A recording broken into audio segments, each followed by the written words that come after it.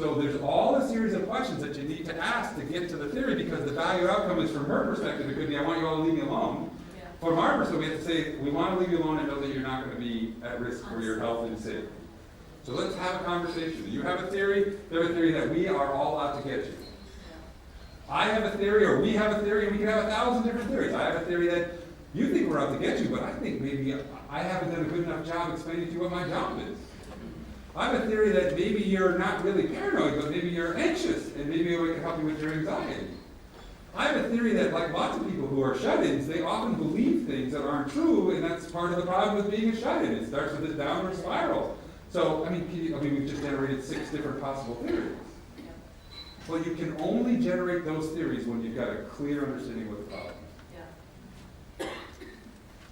Does that make sense? Yeah. Somebody else wants to be beaten up with that. I'll take a risk. Before this, you mentioned I can't do. Can't do, don't do, won't do, yeah. I don't. Do you have any tips on how we could tease that out? It's a theory. So let's think about a can't do problem. How would you go about trying to figure out if it's a can't do problem?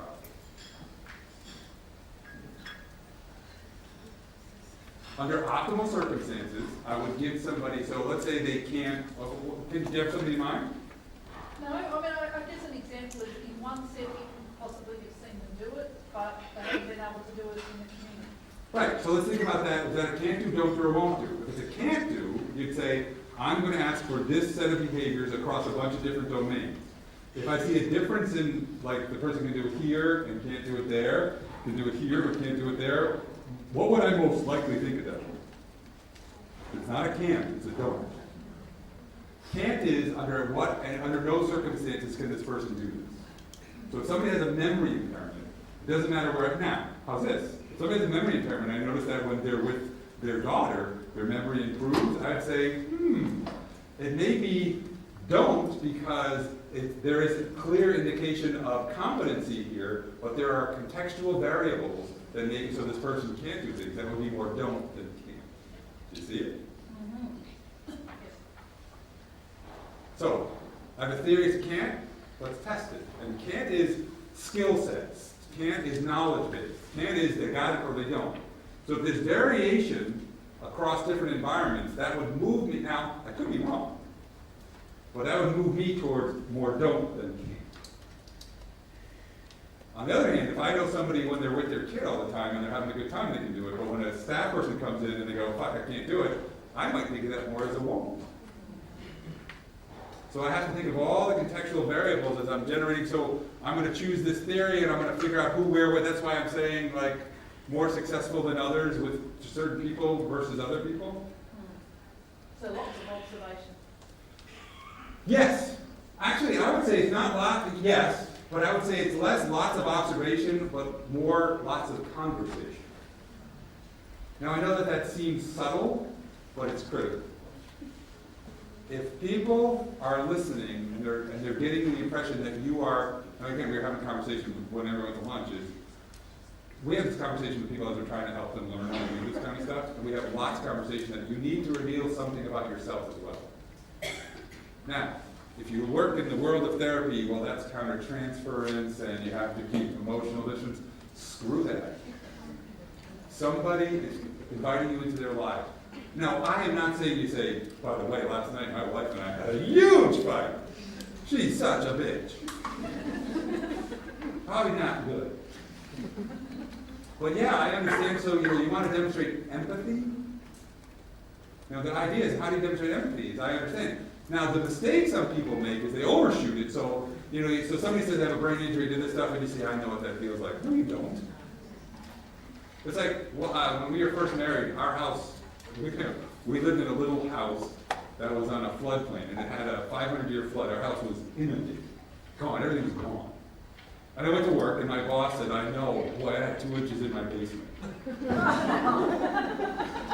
And I'm like, her nickname was Ozzy. I said, Ozzy, I'm going to leave now, because if I don't, I will kill you. Because you have no clue. I lost everything. We moved your shit. My shit is like in the Atlantic Ocean now. so the idea is you reveal something about yourself, but you don't try to say I'm in the boat with you because you're not. So it's not observation, and the reason that I get sort of sensitive about observation, that means that we're sort of keeping ourselves out of it. If you look at this, what is one of the realities here is I'm in it with you. I'm in your life, we're figuring this out. You're not coming to me, I'm figuring out how I'm going to get you. Now I understand that we have people that can't go, and so we do stuff. I Skype with people, I talk to people on the phone, but there are times the idea is how are you demonstrating I'm in it with you, and that what matters is what you're experiencing, not what I think you should experience. So it's more like interactive in conversation. Yep. Anybody else? Yep. I just had a quick question working in pediatrics. How low do you go? Oh, it's fun. It's fun. How's this? We had I work with 4-year-olds. And what's the value outcome with one 4-year-old? They want to be a whale. Cool, you want to be a whale. I remember talking to them saying, you want to be a whale. You want to swim in the water. No, I want to be a whale. Great, the next day it's different. But even then, when a kid says, I want to be a whale, and people go, oh, it's a great whale, that's important. But got it. Talk about like this kid on the autism spectrum, and his mother looked at me like, are you fucking kidding me? You can't encourage that. And I'm like, oh, tomorrow. Of course, it was 3 weeks later, and he was like, Tim said I was going to be a whale. So we had to do a whole theory. Oops, I'm sorry, to do the theory. Oops. Which was, well, if you're going to be a whale, what do you need to have? You need to have a blowhole. Do you have one? No. And then, this is one of those kids there's 5 with autism who said, well, I could have reconstructive surgery because, at 5, he's got the intellectual capacity of 29. Okay. But you're going to have to deep dive to get what you need. And it's like, he sort of came and changed it. And then it was going to be, I can't remember what it was, but it's funny. And the great thing about young kids is their valued outcomes often change over time. And that's actually good. It's a good thing, but what you do is we respect it. It's okay. Right? And kids are far more fun.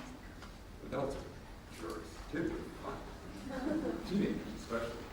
Once they get on the island of misfit toy. So again, within that framework then, it's like theory. The diagram below best illustrates giraffes are heartless creatures, because if you can see, they're all together, he can't reach it, and he dies in the corner. But you know what? He thought outside. It was Lamarck, it was Darwin, it was Malthus, it was no, it was giraffes are. I like his theory better. What happens is, it's a crazy theory, it's meant to be a smart-ass thing, but a lot of folks who work with it, come on. That's freaking funny. That's somebody who's, he's writing that with a gleam in his eye. And what happens is we live in a world, oh, no, that's serious. He got minus points for that. I would have given him full credit. And I think what happens is because we have an expectation of stuff, we lose this idea.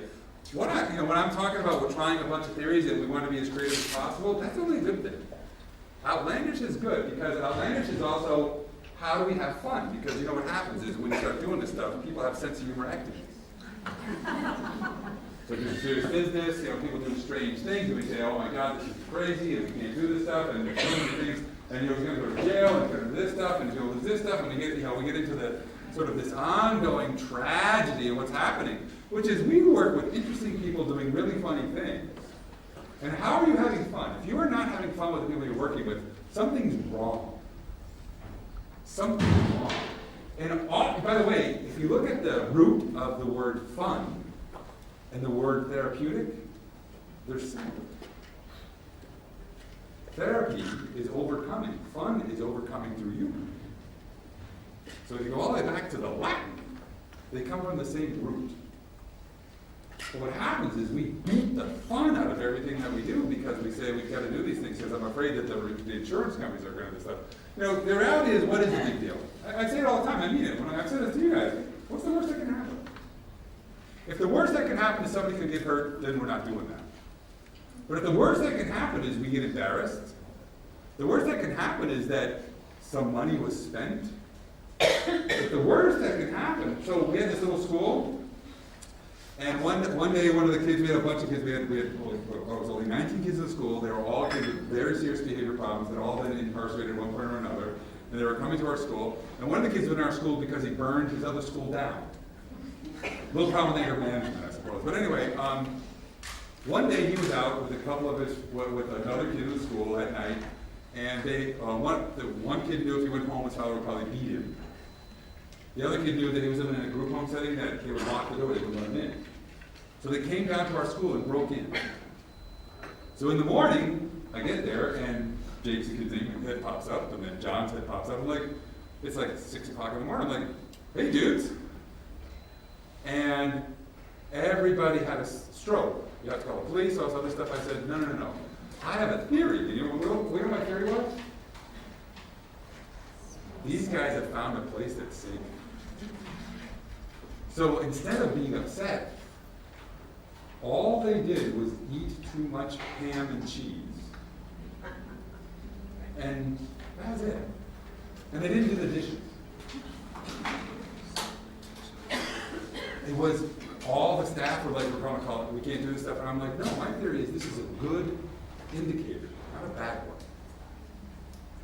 And so we're so used to thinking about what they broke in and did this stuff.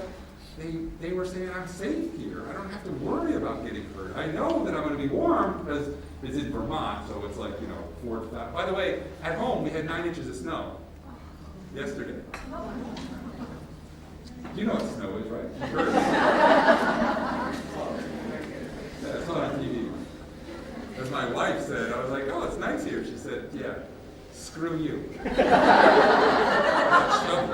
I hope you're having fun looking at the Olympic Park, asshole. Hug and kisses, dear. So I had a theory there, which was a mistake on my part to talk about how great it is. But again, what's the idea is that how are we having fun? And it's chaos. Embrace the chaos. What is it? There's an old Taoist saying, the more you try to control something, the more it controls you.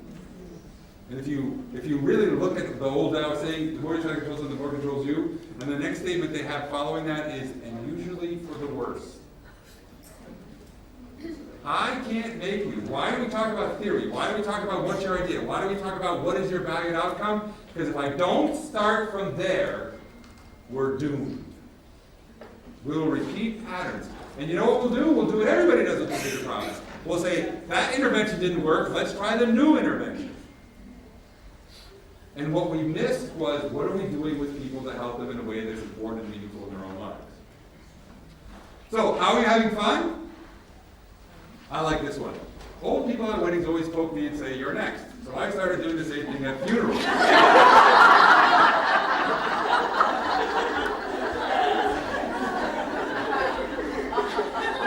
Bad kid gets it. But so often we get offended by things people do, and we get upset about things they do, when, a little bit of a sense of humor will get you through a whole lot. And I cannot for the life of me understand. I don't get it. And it's because I've been stabbed 7 times and it comes to the back of my head. If you can't have a sense of humor about that stuff.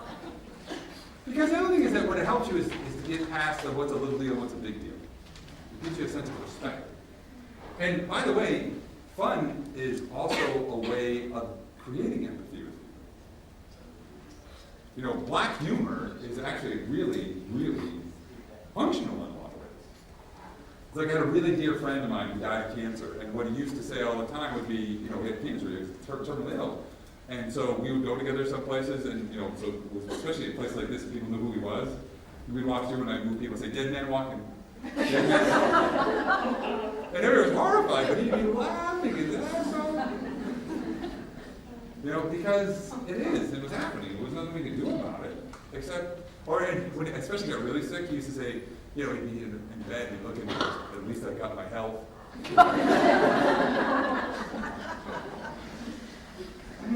Because otherwise, you're tearing your lapel, and you're doing awful, and, people are funny. So the people that we help, any questions, any other things, questions, comments? That framework is really, so I'm going to run through. By the way, when were we supposed to take a break? About half an hour, 45 minutes. Half an hour. So how late do we go? Till 4:30. 4:30, so 2 hours. Let's go to 3, and take a short break. And then somewhere in there, I'll take another break because it's the afternoon and it's getting hot in this room and you're all going to start falling asleep. Some of you have already fallen asleep. Wake up! So is that reasonable? Because, I mean, I'm talking fast. And it's hard to Half follow. half an hour more? Is that right? Half an hour more, if that's okay. Can you arrange that with the... Good. All right. So, within this framework, we spend a lot of time reminding everybody about these basic premises, basic principles about the people we help, because the more we humanize people, the more likely it is we're going to be successful. So, we're just like you and me. We want to be treated with dignity and respect. We are angered when you're supposed to be working with me and your attention is elsewhere. I don't think it's so much of your time, so I don't want to hear. One of the rules that we have is that the godforsaken smartphones cannot be anywhere near you when you're working with a person. Can't be done. Because as soon as you do that, anybody familiar with the literature on it? Just knowing it's there changes your attention. There was actually a really interesting study where they just put cell phones face up on a table with a group of people, and then they put cell phones face down on the table. And guess what they found? The people whose cell phones were face down had worse attention than the people who were face up. Because face up, at least they could. Face down, they couldn't. So the idea that this crazy little object is causing you to not be fully committed to the person whose life you're supposed to be helping is not acceptable. It's disrespectful. So we want to be treated with dignity. We have strengths and weaknesses, and we don't like it when you focus on disability, on weaknesses, and on needs. What is a care plan? A care plan is a list of everything you can't do. You need to increase this, you need to do this, you need to reduce that. No. That's, again, a recipe for disaster. It's hard to make goals and stick with them, not even from time to time, most of the time. If you came to this never having made goals. So there's a guy that worked with one of my favorite people ever. He was talking about, like, people talk about his goals and his goals and his goals, and he's like, goals? Fuck you. I never made a goal. He said, here's what my goal in life were. To get to the next woman, to get to the next high, to get to the next woman, to get to the next high. And you want me to talk about what I want to do in a year? From the time he was a little kid, he lived at the end of his nose. Making a goal is hard. Making a goal is high. By the way, making choices is one of those things that is hierarchical. Choice making is one of those things you have to do. You have to start here and move your way up. So when you ask somebody to make a choice and they've never made a choice in their life or make a goal, set them up for a disaster. They're often confused and misunderstood and misconstrue intentions, have memory limitations that make it hard to stay on track. They're impulsive and act without thinking, want to be left alone at times and get crazy when they can't be. Part of our job is to get out of the way. So often what happens is we're saying, no. So, Terrence, is anybody sound familiar with the guy with prostitutes? Everybody heard that story? You don't count this. Okay, guy named Terrence in New York City. Living in an apartment supported, was at night physically assaulting his staff and eloping, as they say. So he's absconding. I like that. That's very Australian. We don't say abscond. So he was absconding. And so he's doing this stuff. He's hurting people. He's absconding. So the team all gets together, and what do they say? What do they say? What does the team say? Come on, you know this. We have to have more staff. We have to have this behavior plan. He's got to stop hitting people. If he doesn't, he's going to have to go into a more restrictive placement. And, we can't handle this. We can't have this because he's dangerous. He's a risk to his health and safety. It's unreasonable, right? So I'm sitting there, and they asked us to come down, and so it's like, so Terrence, what's the deal? And we're having this conversation. And finally, this to me, goes, Tim, can I have a conversation with you without anybody else around? And usually that's like, ooh. So we go in the other room, and he says, look, here's the deal. You're a guy, you get it. I'm ugly, and I'm an asshole. And I'm like, check. And he said, I go get prostitutes. I can't tell them I get prostitutes because they would say I can't. And when I try to leave, they say I can't leave because I have to have 24-hour supports because of my severe behavior problem. He goes, I go down, I get laid, and then I come back. So he's like, so what can I do? And I'm like, let's have a conversation. So we sit down and we say, so I'm sitting with him and I'm talking to the rest of the team, and I said to him, well, he wants to, Terrence, and if he agrees, I'll talk for him. And I said, Terrence gave me some confidential information he feels that he's comfortable with me sharing, and that is he goes down in Hell's Kitchen and he gets a prostitute, and that's what he wants to do. And the team's like, oh no, that's illegal. We can't support that. So I'm like, why? So now the clinical director says absolutely not, and it goes to the point to the executive director, so the CEO of the organization. And she says, am I hearing you right? You think it's okay we're going to get a prostitute? And I'm like, I didn't say it's okay, but here's a theory that if he goes and gets his prostitute, that he'll be less problematic. And she's like, can't do this. So then we finally come to a compromise, which is, okay, I only want to know he's safe. So we have to travel train with him. Who do they volunteer? Me. So we get on the #1 train, we go down into Hell's Kitchen and go up, and then he's got 2 women that he goes to, and one of them's there, and we're walking up, and here I am walking with him. And she's like, so Terry is what they call him. I see you brought a friend. I work with Terry, I'm a psychologist. And she's like, honey, you can be anything you want to be. I'm like, just want to make sure, also look at some he goes, she's like, listen to me, asshole, money is time, so I have to take $20. So, I pay her $20.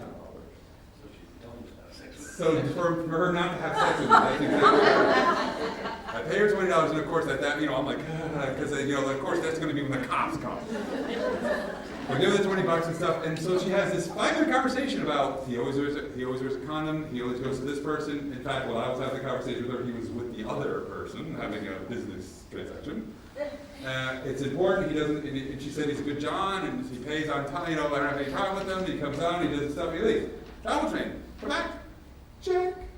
So what did we do rather than give more staff? We took the staff away.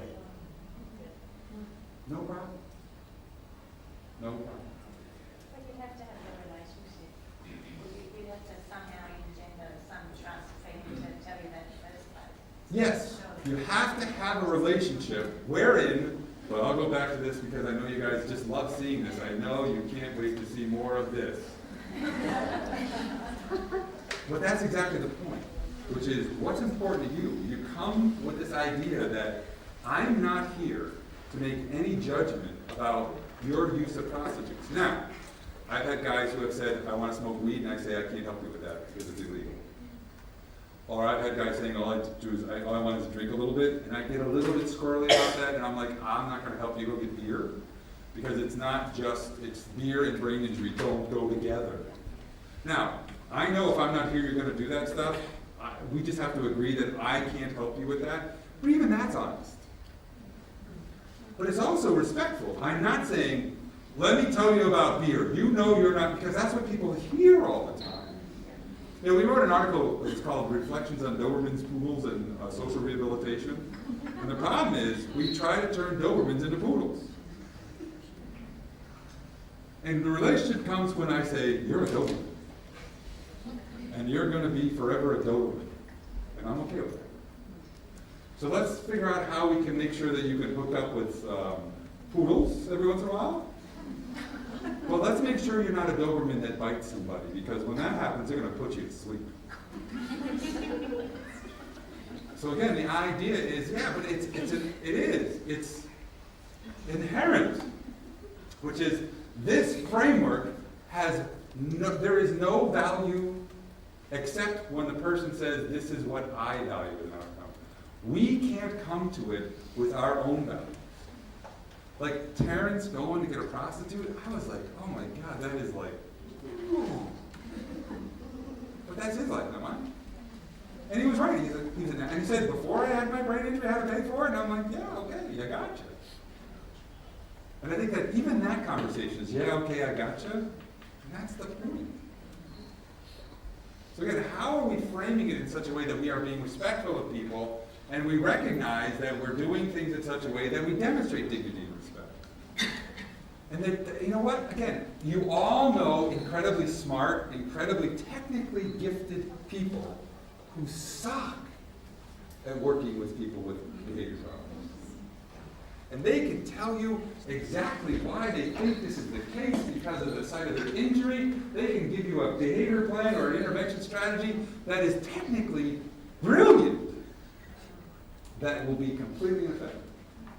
But you'll see the guy, I always say bowling because we have a couple of guys that are part of bowling leagues now. And what's happened is the bowling league has actually become like an intervention spot for other people because the guys like this one guy and he says, I got some friends. So we got 3 guys who have serious anger problems with bowling balls. Right on the face of it, you go, oh my God, you know, they hurl things at you. Not once. Not once. We talked to the president, we talked to the treasurer. I went and bowled. I'm terrible at bowling. But it was like the bowling guy saw that this big doofusy guy who can't bowl was trying to help their friend. That's something.